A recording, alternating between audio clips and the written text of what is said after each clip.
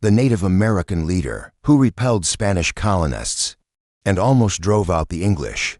In the summer of 1561, Spanish explorers kidnapped a Powhatan youth from the Chesapeake Bay Area and took him to the royal court of Spain. This act set off a series of events that altered American colonial history. The abduction itself wasn't unusual, since the Spanish often took native youth to train them as interpreters or to gain information about local peoples.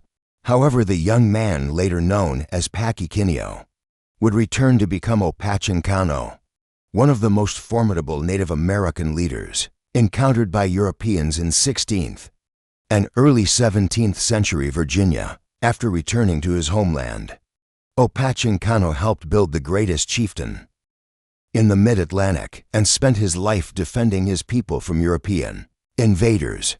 He thwarted Spanish efforts to establish a Chesapeake settlement and in 1622 nearly ended English colonial ambitions with a coordinated attack on Jamestown.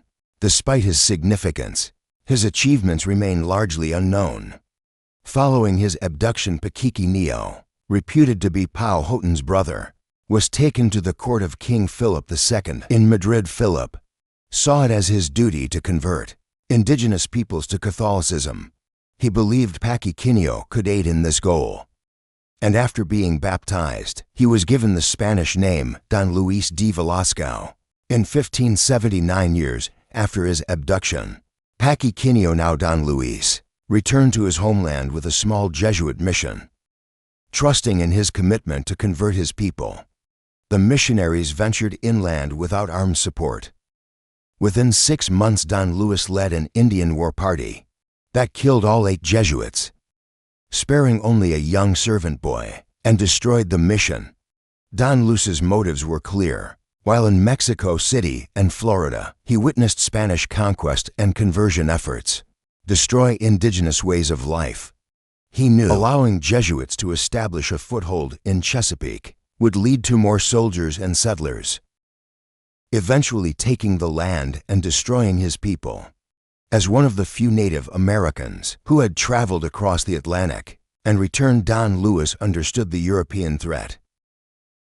This awareness likely influenced Chief Powhatan to build a massive chiefdom, Seneca Mica, encompassing over 30 tribes, to defend against European invaders. By the time the English arrived, it stretched from the James River to the Potomac River. In May 1607, 100 Englishmen set up camp on the James River. As more settlers arrived, relations deteriorated, leading to the First English-Powhatan War, 1609 to 1614. After Powhatan's death, Opechancanough, known to the Spanish as Don Luis, took over and adopted a different strategy, avoiding direct battles and lulling the English into a false sense of security. In March 1620, Opechancanough launched a massive attack on English settlements along the James River. His warriors killed approximately 350 settlers, a quarter to a third of the colony's population, in a well-coordinated surprise attack. Despite the attack's initial success, Opechancanough knew it wouldn't immediately expel the English. Over the following months, his warriors continued to raid settlements, causing settlers to abandon their homesteads and seek refuge in fortified locations. Despite his efforts, the English kept coming, and within a few years, they had recovered and continued to expand. In the mid-1640s, Opechancanough inspired another uprising, killing approximately 500 settlers before being captured. Nearly 100 years old, he was shot by a guard in Jamestown and died. Despite his significant role in early American history, Opechancanoug's story remains less known compared to later Native American leaders. He resisted Spanish and English colonization for nearly half a century, making him one of the greatest military leaders in American history.